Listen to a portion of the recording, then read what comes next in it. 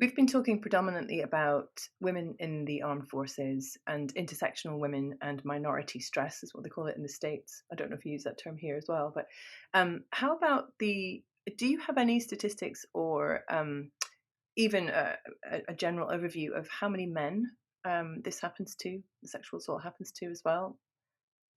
Um, I don't, I mean, what we do know from the published data is that the victims are overwhelmingly female, subject to all of those limitations that I said earlier about the quality of that data, which does not mean, of course, that men are not the victims of sexual trauma.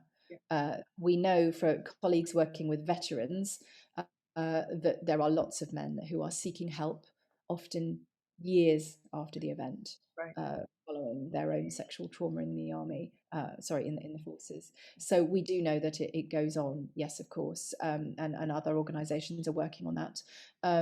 So I think there are probably additional barriers for men coming forward and reporting, but certainly we are seeing some men coming forward to us seeking advice on how they can go about addressing sexual trauma. What is interesting to me is that they are all, certainly in my experience, historic cases. So it's taken those men a very, very long time to come to terms with what happened, if they have come to terms with it at all, and to seek advice about it. Right.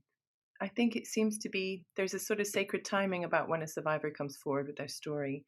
And it seems to me in direct relation to just how toxic the environment was at the time.